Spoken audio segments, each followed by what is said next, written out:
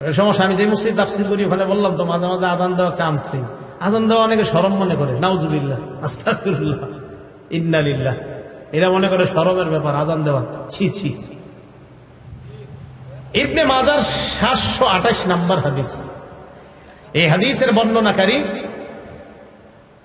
আব্দুল্লাহ ইবনে ওমর রাদিয়াল্লাহু তাআলা আনহুমা, তিনি বলেন, ক্বালা রাসূলুল্লাহ সাল্লাল্লাহু আলাইহি ওয়াসাল্লাম, আল্লাহ নবী বলেন, মান আযানা সিনতাই আশারাতা সানাতান, কেউ যদি 12 বছর টানা আযান দেয়, জুড়ে বলেন কয় বছর?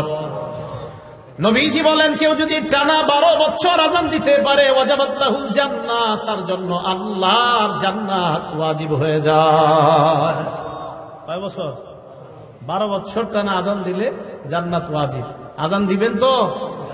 আযানের ফজিলত সবাই ইমাম সাহেবরাও চেষ্টা করেন, খতিব সাহেবরাও চেষ্টা করেন, উলামায়ে কেরাম যারা আছেন মাঝে মাঝে ফজিলত তো আমগো দরকার আছে। এই সাধারণ জনগণ লম্বা গলা দিয়ে আল্লাহর কাছ থেকে রহমত দিব, তো আমরা হুজুররা কি করবো? আমাদেরও দরকার আছে ফজিলত। 9 নাম্বার। 10 নাম্বার, একটু আজীব এক ফজিলত। মুয়াজ্জিনের আযান শুইনা যারা নামাজে আসবে, এই নামাজিরা নামাজ পড়ে যে পরিমাণ সওয়াব পাবে, মুয়াজ্জিন একা সেই সওয়াব সব পাবে। তবরানী শরীফ 2 নম্বর খন্ড 288 নম্বর পৃষ্ঠা। এই পৃষ্ঠায় আসছে আবু উমামা বাহিলী রাদিয়াল্লাহু তাআলা আনহুর বর্ণনা। দেখেন কি কয়, আজরুহু আজরু মান সাল্লা মাআহ, আজরুহু আজরু মান সাল্লা মাআহ। মুয়াজ্জিনের প্রতিদান ওই পরিমাণ, যেই পরিমাণ মুসল্লি তার সাথে নামাজ পড়েছে, তারা যেই পরিমাণ সওয়াব পাবে, মুয়াজ্জিন ওই পরিমাণ সওয়াব আল্লাহর কাছ থেকে পাবে। তাহলে আযান আর দিন না, নাকি দিবেন? ইনশাআল্লাহ আযান সবাই দেওয়ার চেষ্টা করবেন, সহিহ শুদ্ধভাবে আলেমদের কাছ থেকে শিখবেন, শিখার পর আযান দেওয়ার চেষ্টা করবেন।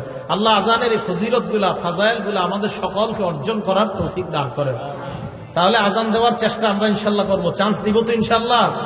আসলে সত্যি করে মন থেকে বলেন তো, কাদের কাদের এখন মনে হইতেছে না ইনশাআল্লাহ এই ফজিলতটা আমরা অর্জন করা দরকার? সত্যি সত্যি দরকার তো এই আমলটা কইরেন। দুনিয়ার শ্রেষ্ঠ কথা, হাইয়া আলাস সালাহ হাইয়া আলাল ফালাহ। আসো কল্যাণের দিকে, আসো নামাজের দিকে, এর চেয়ে আর উত্তম কথা আর কি হতে পারে?